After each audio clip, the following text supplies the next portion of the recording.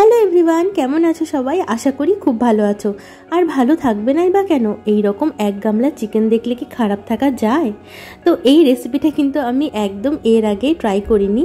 আর এক গামলা চিকেন দেখে আশা করি বুঝে গেছো কি রান্না করছি। হ্যাঁ, একটা বেরেস্তা চিকেনের রেসিপি তোমাদের সাথে শেয়ার করব।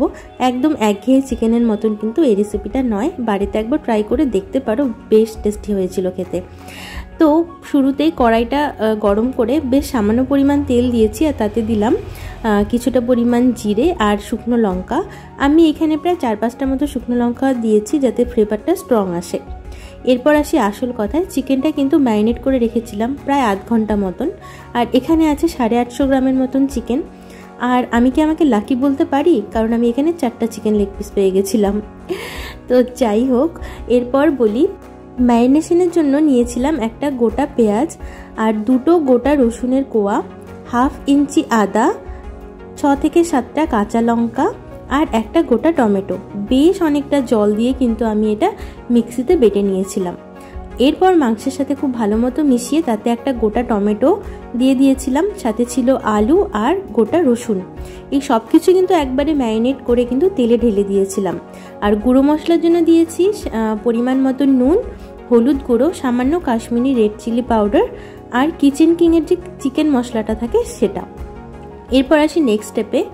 তো একটা ফ্রাইং প্যানে বেশ অনেকটা পরিমাণ সর্ষের তেল গরম করে নিয়েছি, খুব গরম নয়, ধোয়া ওঠা গরম একদমই নয়।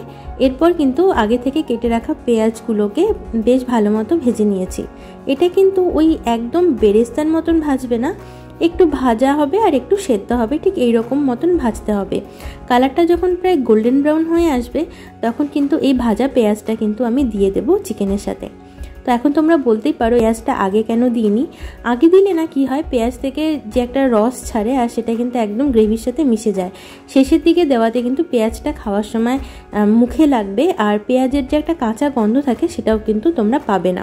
তো আমাকে অনেকেই আমার ইউটিউব পোস্টে কমেন্ট করে যে তাদের চিকেন রান্না করলে একটা পেঁয়াজের কাঁচা গন্ধ, আস্তে গন্ধ লাগে। তো সেটার কথা মাথায় রেখে কিন্তু আমি এই প্রসেসটা অ্যাপ্লাই করেছি। এরপর গরম জলটা কিন্তু আমি এখানে দিয়ে দেব। আর ঝোলে কিন্তু সবসময় সামান্য উষ্ণ গরম জলই ইউজ করবে, তাতে কিন্তু ঝোলের টেস্ট অনেকাংশেই বেড়ে যায়। এরপর যতটা পরিমাণ তোমাদের ঝোল রাখতে হবে ঠিক ততটা পরিমাণ শুকিয়ে নিও। আর এই চিকেনটা কিন্তু আমি একদম লো ফ্লেম আর মিডিয়াম ফ্লেমে রেখে ঢাকা চাপা দিয়ে অনেকক্ষণ রান্না করেছি, যাতে একদম ভেতর থেকে আলু, রসুন আর মাংসটা একদম সেদ্ধ হয়ে যায়। আর রবিবারের দুপুরে একদম এই রকম একটা খাবার কিন্তু জাস্ট জমে গেছে।